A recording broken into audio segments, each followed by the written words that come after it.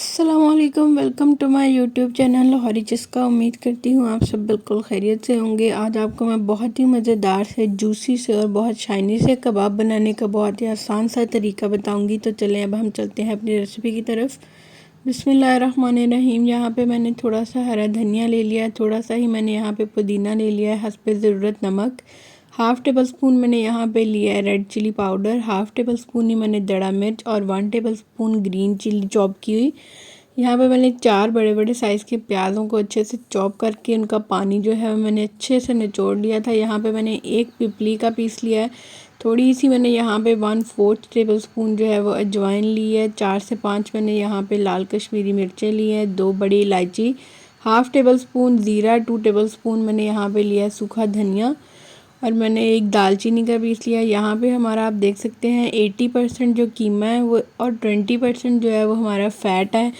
इसी हिसाब से आप जितनी भी क्वांटिटी रखें उसका 80% आपने कीमा लेना है और उसमें से 20% जो है वो आपने फ़ैट लेनी है। कीमा आप देख सकते हैं थोड़ा मोटा मोटा है, इसको हम थोड़ा सा एक मरतबा चॉपर से चॉप कर लें। अगर आपके पास चॉपर है तो उससे चॉप कर लें, वरना आपके पास अगर ग्राइंडर की छोटी डिब्बी जिसमें मसाले पीसते हैं उससे भी आप इसको कर सकते हैं। ये जो खड़े मसाले हैं सारे, इनको हम थोड़ा सा सौते कर लेंगे हल्की सी आंच पर। अगर इनको हम सौते करके यूज़ करेंगे तो इनकी बहुत ही प्यारी खुशबू आएगी, बहुत ही टेस्टफुल बनेंगे इससे जो है कबाब। यहाँ पे आप देख सकते हैं इससे मैंने थोड़ा सा चॉप कर लिया था। वीडियो बहुत लंबी हो जाती है अगर मैं दिखाती, तो इसलिए मैंने इसमें बस एक क्लिप भी ऐड किया कि मैंने इस डिब्बी में सारा कीमा जो है वो अच्छे से एक मतलब चॉप कर लिया। यहाँ पे मैंने 3 टेबल स्पून जो है मैदा लिया।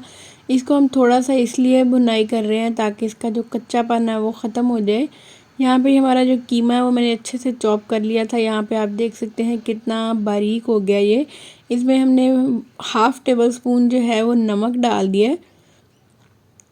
एक आपको मैं नई ट्रिक बताती हूँ, हाफ़ टेबल स्पून नमक और यहाँ पे आप देख सकते हैं 1/3 टेबल स्पून इसमें मैंने मीठा सोडा ऐड किया है। इससे हम लगा के दोनों चीज़ों को अच्छे से जो है वो मिक्स करके 5 से 10 मिनट के लिए छोड़ देंगे।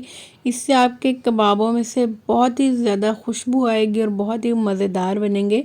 यहाँ पे मैंने जो अपने प्याज लिए थे उनमें से आप देख सकते हैं पानी मैंने अच्छे से निकाल दिया था सारा। ये हमने जो प्याज मसाले सौते किए थे उनको हमने पीस लिया और बाकी जो हमारे मिर्च मसाले थे सारे वो भी ऐड कर दिए।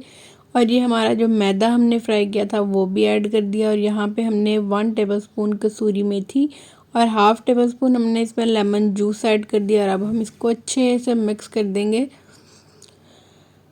यहाँ पे आके अब हम इसमें 2 टेबल स्पून लहसुन अदरक का पेस्ट ऐड करेंगे। फिर से एक मरतबा इसको अच्छे से मिक्स कर देंगे और इसको अच्छे से आपने गूंदना है 5 से 10 मिनट के लिए। आपको वीडियो में मैं बता रही हूँ लेकिन इतनी लंबी मैं वीडियो नहीं बना सकती थी।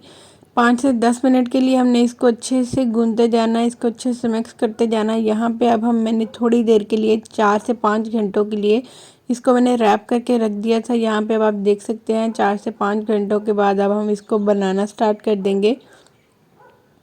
अगर आपने अर्जेंटली बनाने हैं तो आप 1 से 1.5 घंटा भी रख सकते हैं। यहाँ पे अब आप अपने जितने साइज़ का कबाब बनाना चाहते हैं उसको एक मतलब आप बॉल्स बना लेंगे। पहले यहाँ पे मेरे पास चॉपस्टिक्स जो होती हैं वो थी, उनको मैंने 2-2 3-3 को जोड़ लिया था। बारीक वाली थी जिसके ऊपर जो हमें टिक्का बनाते होते हैं, तो उनको मैंने जोड़ के उसको साथ मैंने रैप कर लिया था एक दूसरे के, ताकि मेरे पास जो सीखें हैं वो सीखें कबाब वाली नहीं थी अवेलेबल। तो इस तरह से मैंने सीखे बना ली। आप भी इसी तरह से, अगर आपके पास नई कबाब वाली सीखे हैं तो आप भी इस तरह से कोई जुगाड़ लगा के बना सकते हैं।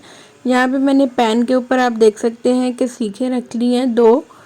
इनको अब हम जो है वो जैसे हम टिक्का बनाते हैं कोयलों के ऊपर, वैसे ही हम इसके ऊपर थोड़ी सी इसको ना जो है वो स्टीम लगवाएंगे।